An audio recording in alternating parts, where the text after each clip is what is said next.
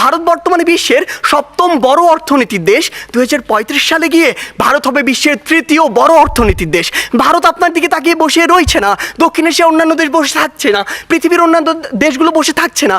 আমাদের কথা হচ্ছে, যখন আমরা দক্ষিণ এশিয়ার সফলতম হতে চাইবো, আমাদের সামনে যে একটি ব্যারিয়ার রয়েছে ভারত, সেটিকে আমাদের টপকে যেতে হবে। সার্জিস আলম, প্রাণিবিদ্যা বিভাগ, মাস্টার্স, ঢাকা বিশ্ববিদ্যালয়, স্বাধীনতা সংগ্রাম। পক্ষ দল থেকে বা তৃতীয় বক্তা আসছেন সার্জিস আলম। তার নির্ধারিত সময় 5 মিনিট 30 সেকেন্ড। ধন্যবাদ বিজ্ঞ বিচারক মণ্ডলী। বিজ্ঞ বিচারক মণ্ডলী, আজকে পক্ষ দলের তৃতীয় বক্তা যেখানে শেষ করেছে সেখান থেকে শুরু করতে চাই। তিনি মাত্র বললেন যে ওয়ার্ল্ড র্যাঙ্কিংয়ে পাকিস্তানের 9টি বিশ্ববিদ্যালয় রয়েছে, কিন্তু সবচেয়ে দুঃখের কথা সেটি, পাকিস্তানের মতো রাজনৈতিকভাবে এত বড় একটি অস্থিতিশীল দেশেরও যখন 9টি বিশ্ববিদ্যালয় 1000-এর মধ্যে র্যাঙ্কিংয়ে থাকে বিশ্বে, আমার বাংলাদেশের 3টিও থাকে না। আমার বাংলাদেশ এ কারণেই সফলতম হতে পারে না। তিনি আজকে বললেন আমরা নাকি আমাদের যে স্বপ্ন সেটিকে বিশ্বাস করি না। আমরা একটি দেশ নিয়ে যখন কথা বলবো তখন শুধু স্বপ্নের উপরে ভর করে থাকতে পারি না, ওই আবেগ দিয়ে চালিত হতে পারি না। যদি আমার স্বপ্নকে বিশ্বাস করেই আমি দক্ষিণ এশিয়ার মধ্যে সফলতম হতে পারতাম, তাহলে এত ছোট স্বপ্ন দেখতাম না, আমি পুরো পৃথিবীর মধ্যে সফলতম হওয়ার স্বপ্ন দেখতাম। কিন্তু স্বপ্ন এবং বাস্তবতার মধ্যে অনেক পার্থক্য রয়েছে। আজকে তাদের 3 বক্তা যে তথ্যগুলো দিয়ে গেলেন, তাদের তথ্য অনুযায়ী 1971 থেকে আজকে 2022 সালে এসে বাংলাদেশ প্রত্যেকটি ক্ষেত্রে উন্নত হয়েছে। হ্যাঁ, আমরা বিশ্বাস করি উন্নত হয়েছে, কিন্তু দক্ষিণ এশিয়ার অন্যান্য দেশ কিংবা পৃথিবীর অন্যান্য দেশ কি বসে রয়েছে? বিজ্ঞ বিচারক মণ্ডলী, একটু লক্ষ্য করুন, 2020 সালের তথ্য মতে বাংলাদেশের যে অর্থনীতি, এটি হচ্ছে বিশ্বের 35তম বড় অর্থনীতির দেশ, যেটা 2035 সালে গিয়ে হবে বিশ্বের 25তম বড় অর্থনীতির দেশ। বাংলাদেশের উন্নতি হচ্ছে, হবে। আপনি যদি ভারতের দিকে তাকান, ভারত বর্তমানে বিশ্বের সপ্তম বড় অর্থনীতির দেশ। 2035 সালে গিয়ে ভারত হবে বিশ্বের তৃতীয় বড় অর্থনীতির দেশ। ভারত আপনার দিকে তাকিয়ে বসে রয়েছে না, দক্ষিণ এশিয়ার অন্যান্য দেশ বসে থাকছে না, পৃথিবীর অন্যান্য দেশগুলো বসে থাকছে না। আমাদের কথা হচ্ছে, যখন আমরা দক্ষিণ এশিয়ার সফলতম হতে চাইবো, আমাদের সামনে যে একটি ব্যারিয়ার রয়েছে ভারত, সেটিকে আমাদের টপকে যেতে হবে। কেন আমরা যেতে পারবো না, কোথায় কোথায় সে বাধাগুলো রয়েছে, সেগুলো নিয়ে আজকে আমরা কথা বলবো।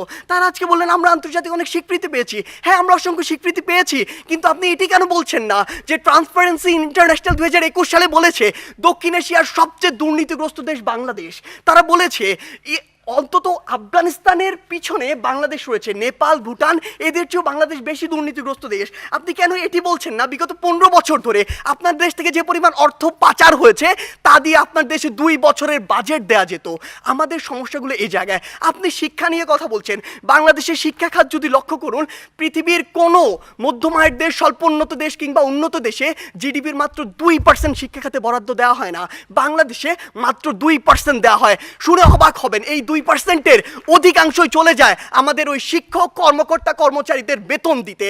আপনি যদি লক্ষ্য করুন যে আজকে কেন ভারত আপনার চেয়ে এগিয়ে থাকবে, আজকে এই পজিশন দাঁড়িয়ে পৃথিবীর যত মাল্টিন্যাশনাল কোম্পানি রয়েছে তাদের যদি একটি তালিকা করেন, সেরা 10টির অন্তত 9টিই পাবেন যেখানে ভারতের যারা রয়েছে তারা সিইও, কিন্তু বাংলাদেশের একটিও পাননি, আগামী 10 বছরেও পাবেন না। এই ক্ষেত্রে গুরুত্বপূর্ণ কিছু কথা রয়েছে যেগুলো আপনারা উপেক্ষা করে যাচ্ছেন। আপনারা কিভাবে ভারতের সাথে তুলনা করেন? একটু আগে একটি হাস্যকর কথা বলে গিয়েছেন যে ভারতে নাকি 0.2 মিলিয়ন, অর্থাৎ মাত্র 2 লক্ষ মানুষ বিদ্যুতের সুবিধার কাছাকাছি যেতে পারেনি। আপনি একবার চিন্তা করেছেন ভারতের জনসংখ্যা কত? 130 কোটি জনসংখ্যার একটি দেশ, আর আপনি 17 কোটি জনসংখ্যা নিয়ে ভারতের সাথে তুলনা করছেন। আপনি যদি 17কে 130-এর সাথে তুলনা করে সে অনুযায়ী গুণ করতেন, তাহলে দেখবেন ভারত আপনার চেয়ে অবশ্যই এগিয়ে রয়েছে। আপনি আজকে কথা বলছেন বাংলাদেশের বিভিন্ন খাত নিয়ে, কৃষি খাতের কথা বলছেন। বাংলাদেশের কৃষি খাতের জন্যই আমাদেরকে আরো ভুগতে হবে। বাংলাদেশের কৃষি খাতে আপনি এই জরিপে আর আপনার এই পরিসংখ্যানে যা দেখাচ্ছেন, কৃষকের কাছে যান, সেটি দেখতে পাবেন না। কৃষক আজকে তার ধানে আগুন পর্যন্ত লাগিয়ে দেয়। এ হচ্ছে বাংলাদেশের অবস্থা।